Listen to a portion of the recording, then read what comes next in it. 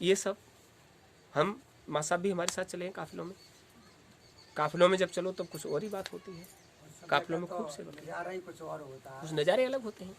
तो कुल मिलाकर गुरु महाराज ने ये सारे दृश्य जो दिखाए, अरे उस समय की वो बातें आपको बताएं तो आप यकीन नहीं करोगे।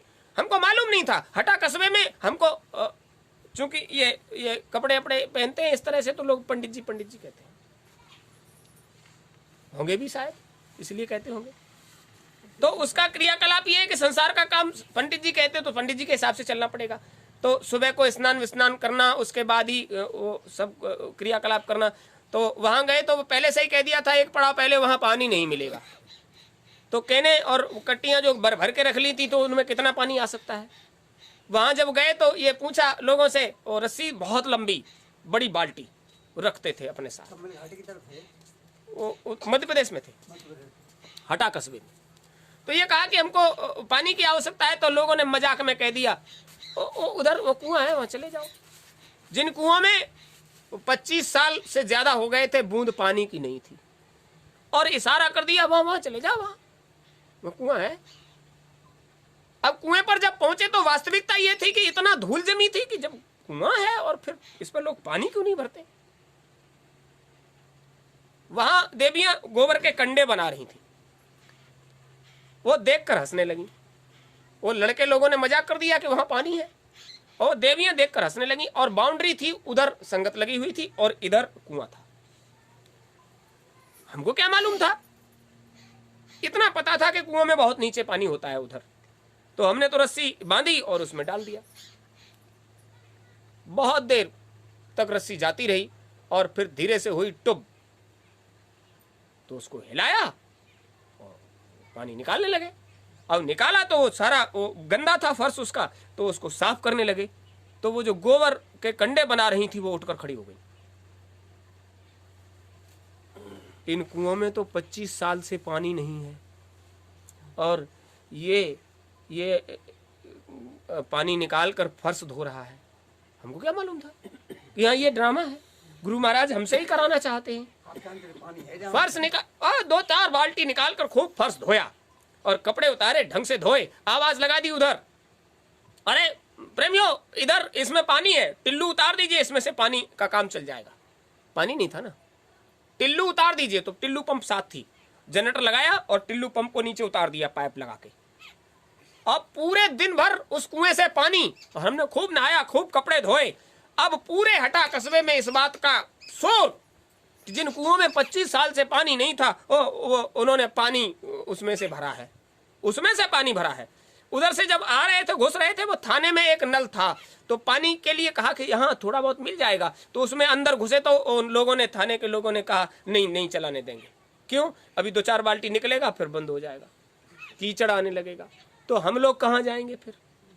आप अनुमान लगाइए, जहां ये दशा थी वहां पानी पूरे दिन कुएं ने निकाल कर दिया। राजा वाले बाग में, ब्योहारी में, वहां भी यही हाल हुआ, वहां भी पानी नहीं था। और हम लोग वहीं मरघट में रात भर चिताओं के ऊपर सोते रहे। सुबह जब उठे और वहीं रात को भोजन प्रसाद हुआ, और सुबह जब उठे तो एक सर एक ढेरी पर, एक पैर एक ढेरी पे, और पूरा मरघट था। और सुबह वहीं वो झाड़ झंकार था, वो साफ करके कुएं से पानी भरा। अरे इस कुएं में तो बहुत लंबे समय से पानी नहीं था। पानी नहीं था होगा तुम्हारे लिए, लेकिन हम आए हैं तो हमें तो कुदरत को हमारी व्यवस्था करनी। ये थी मौज गुरु महाराज की। तो ये घटनाएं जब आकर सुनाई, हमारे पास डायरी है, तारीख वाइज लिखा हुआ है ये सारे वाकये। वहां जब संगत से छपकर आई पुस्तकें तब उसमें ये बात लिखी गई, तब लोगों ने कहीं जाकर विश्वास किया नहीं। लोग कह रहे थे बहुत झूठ बोलते हैं, 25 साल से पानी नहीं था, ये पहुंच गए तो पानी आ गया, बहुत झूठ बोलते। और जब पुस्तकें छपकर आश्रम से आई और वो पूरा वाकया जब उनको दिखाया सुनाया, तब लोगों को यकीन हुआ कि बात तो सही है। वो डायरी में डेट वाइज लिखा हुआ है, घूम के नहीं देखोगे तो क्या पता। तो आप समझ लीजिए गुरु महाराज की मौज थी, इसीलिए तो ले गए। और ये बाकी दूसरों के साथ क्यों नहीं करवाए? क्योंकि उनको ये इशारा करना था, पूरी संगति, दुनिया से जितनी जुड़ी हुई संगत है उस सबको इशारा करना था कि इन कामों में हम बच्चे के साथ, बच्चा हमारे साथ, तो बच्चे की सेवा को स्वीकार किया जा रहा है। और काफिले का समापन जब हुआ तो साफ मना कर दिया, यहाँ सफाई में नहीं करेंगे, बच्चा हमारे साथ चलो। तो गुरु महाराज ने कहा अब समापन करते हैं। तो वहाँ कितने लोग थे? हमने दिनेश भाई को तो बुला लिया था, नहीं तो गुरु महाराज थे और हम थे। दिनेश भाई तो चले गए थे, उनको तो बुलाया था, आ जाइए। ये कहा अब हमारे आपके बीच में समापन हो रहा है। इन सब का क्या मतलब है? इतने बड़े बड़े काम। और गुरु महाराज ने क्या कहा, बच्चा तुमको मालूम है कितना बड़ा काम करके आ रहे हो? हुजूर हम करने वाले। अब तक 56 करोड़ प्रेमियों को ये रास्ता दे चुके हैं, बहुत बड़ा काम करके आ रहे हो। मतलब हम करके आ रहे हैं, गुरु महाराज ने तो कुछ किया नहीं। देखिए श्रेय क्या दे रहे हैं कि बहुत बड़ा काम करके आ रहे हो। इसको कहते हैं सेवा। केवल साधुवाद देने के लिए कुछ तो बात होगी। भोजन प्रसाद की व्यवस्था गंगा जमुनी में करवाई, यहां से वहां गए, गुरु महाराज आने नहीं दे रहे थे, लाखों की भीड़, और किसी और के साथ भी इस तरह के क्रियाकलाप किए गुरु महाराज ने। ये तो आप सबके आंखों के सामने का वाकया है। इसका मतलब क्या है कि उन्हें जिससे कराना है उसे लाखों की भीड़ से निकाल लेंगे, और जिससे नहीं कराना है वो लाखों की भीड़ में भीड़ ही बना रहेगा, उसका कोई मतलब नहीं है। तो आज वो दिग्गज जो छाती ठोंकते थे, आज वो चंद लोगों में दिखाई नहीं देते। क्यों नहीं दिखाई देते? क्या बात है? इसका मतलब है तुम्हारे अंतर में कहीं ना कहीं कोई ना कोई कसर रह गई। उस कसर की वजह से तुमको इतना अवसर नहीं दे रहा काल।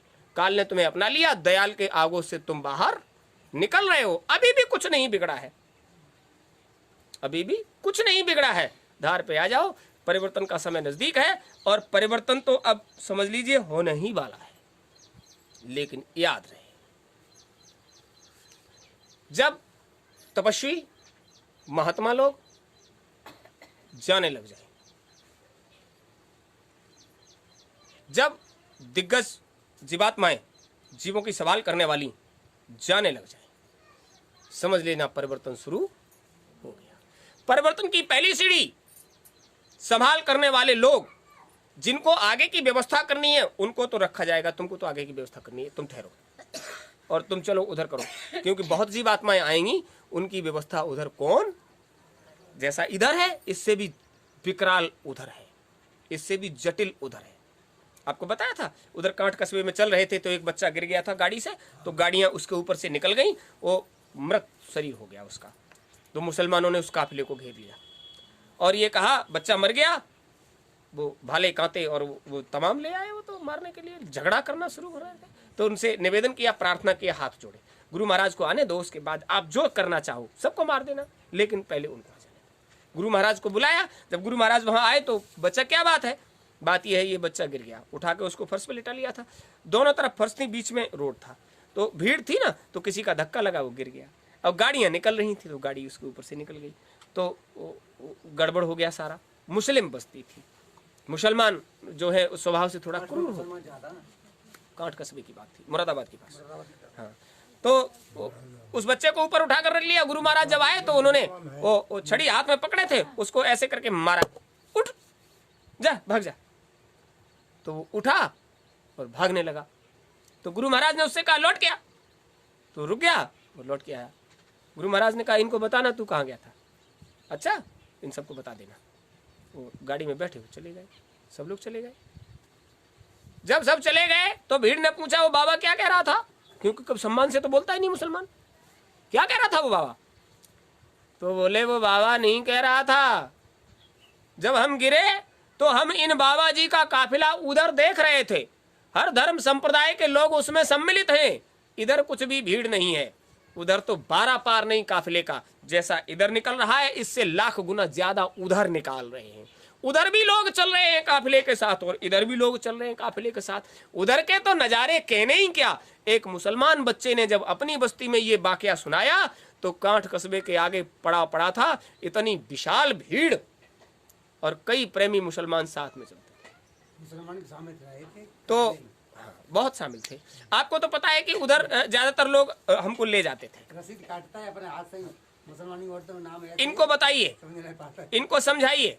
तो वहां लोग जहां मुसलमान ज्यादा हो जाते थे तो सलाम वालेकुम करके जब उनके साथ पास बैठते थे तो वो पूछते थे कि आप भी मुसलमान हो?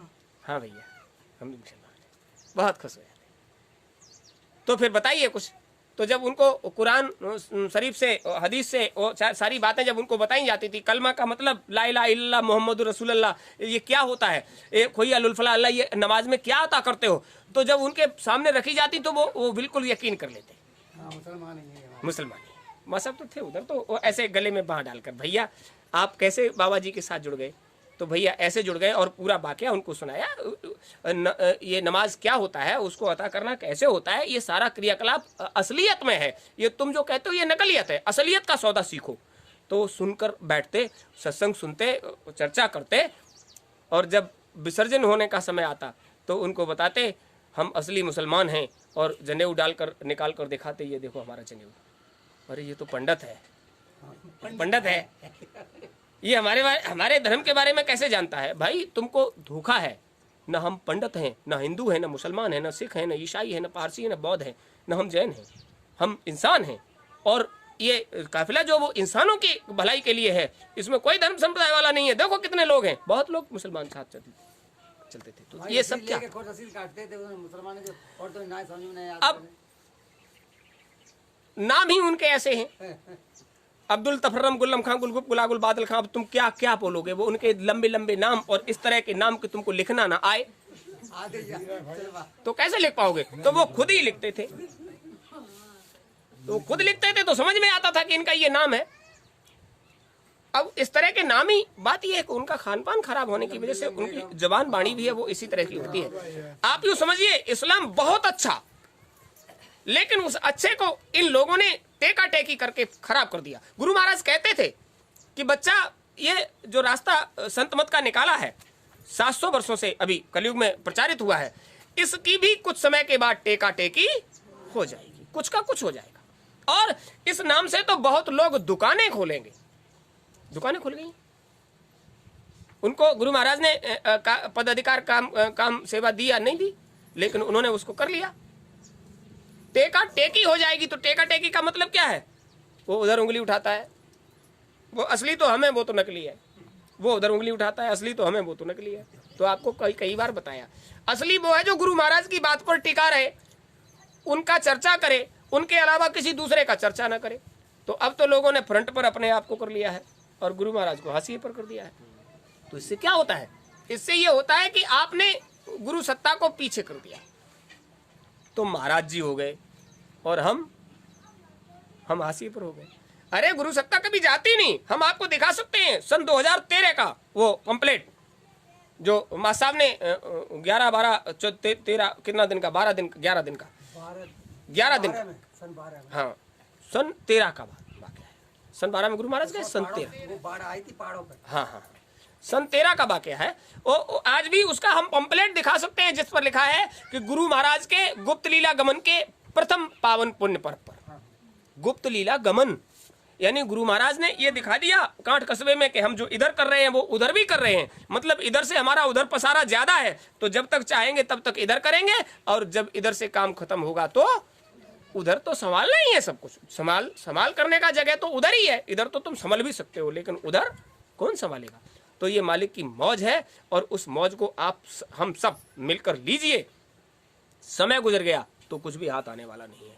मानते हैं समय बहुत विभत्स आने वाला है, लेकिन आपको तो कीली को पकड़ के रहना है, और कीली के पास जो रहता है उसका कुछ भी बिगड़ता आप समझ लीजिए। इससे अगला वाला गुरुवार, और उससे अगला वाला गुरुवार, ये तो गुरु महाराज को समर्पित हैं। इनमें तो किसी की सेंध लगने वाली नहीं। अभी पिछला वाला रविवार जो था वो वहाँ थोड़ा दिक्कत हो गया, इसलिए वो सत्संग नहीं हो पाया। ये जो रविवार आने वाला है, इस रविवार में आप लोग मशवरा करके बताइए कार्यक्रम किसके यहाँ होना है। एक तो है, किधर से आवाज आई? भगवान दास जी के यहाँ से, योगेश के यहाँ से, योगेश के यहाँ।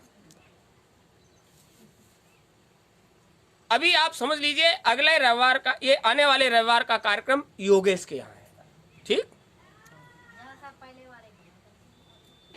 उससे कोई बात नहीं, रविवार ही जरूरी नहीं है। यहाँ के लिए तो गुरुवार जरूरी है, लेकिन बाहर के लिए रविवार जरूरी नहीं है। रविवार के बाद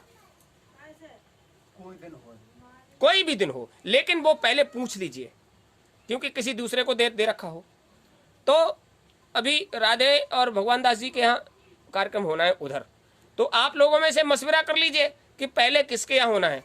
तो एक सप्ताह बीच में डालकर, मतलब लगातार नहीं, जैसे इस मंगलवार का या इस बुधवार का जो आने वाला मंगलवार बुधवार है, उसमें अगर आपका कार्यक्रम बुधवार को जैसे रख दिया, तो बुधवार का कार्यक्रम आपके यहाँ रख दिया तो अगले बुधवार का नहीं, उसके बाद का, लगातार नहीं, किसी दूसरे को भी मिलने दो समय।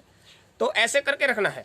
तो आप लोग निश्चित कर लो, तो आप बता देना, वो एक दिन, एक सप्ते का एक दिन आपको, और अगले सप्ते का दिन फिर जमलापुर को, फिर आपको, ऐसे करके मतलब बंटवारा भी रहे और लोगों का काम भी खराब ना हो, मतलब सबका काम चलता रहे। तो अभी आप समझ लीजिए, इस रविवार को कार्यक्रम योगेश के यहाँ, और उसके तुरंत बाद जैसे ही ये लोग अपनी व्यवस्था कर लेते हैं तो आप बता दें।